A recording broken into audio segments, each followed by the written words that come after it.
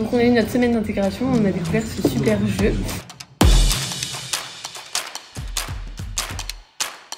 Nous proposions depuis plusieurs années déjà des actions de prévention à destination de nos étudiants lors des temps de rentrée, mais nous étions à la recherche d'un nouveau format plus engageant, plus impactant, plus moderne, qui permettait à nos étudiants de mieux s'imprégner des enjeux de prévention et des risques festifs. Les retours internes et les résultats des enquêtes nationales, notamment en lien avec les violences sexuelles et sexistes dans le parcours des étudiants dans l'enseignement supérieur et la place des étudiants LGBT au sein de leurs études, nous alertent et nous obligent à mettre en place des actions à destination de nos étudiants, et c'est pourquoi nous avons décidé de créer ce jeu Flashback pour la rentrée 2025. Nous avons fait reposer la création sur la ludopédagogie. L'idée était de créer un jeu d'enquête pour inciter les étudiants et les étudiantes à devenir enquêteurs et enquêtrices sur différents sujets liés aux risques festifs. Toujours plus sympa de faire participer en fait les élèves plutôt qu'à de faire une conférence qui dure des heures.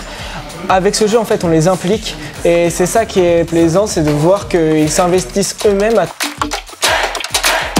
Au travers de 9 scénarios, ils peuvent aborder différentes thématiques, du consentement au bizutage, à l'alcool, au cannabis. En effet, les thèmes abordés, ils sont importants et ils sont cruciaux dans la vie d'un étudiant.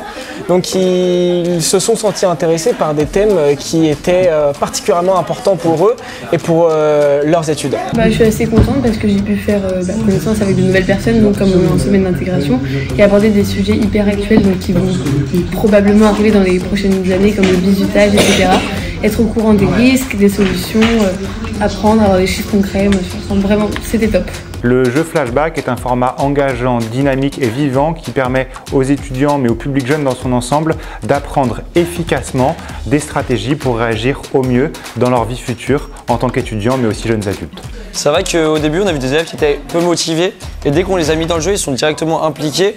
On a vu vraiment un changement d'attitude, on a vu vraiment une motivation et même une prise de conscience. C'est vraiment marrant parce qu'on est en groupe, on discute, ça permet de connaître la vie de chacun, puis c'est ludique, ça fait comme une petite enquête. Un petit cluedo, mais en même temps, à la fin, ça permet de sensibiliser. On se rend compte qu'au niveau de la vie étudiante, on nous vend ça, surtout en école de commerce, comme un truc super, on sort tout le temps, c'est que du positif et qu'en fait, on peut surtout, du jour au lendemain, se retrouver dans des situations encombrantes ou contraignantes et c'est pas forcément des choses qu'on nous dit et donc c'est bien de les savoir et de prendre conscience de ça surtout.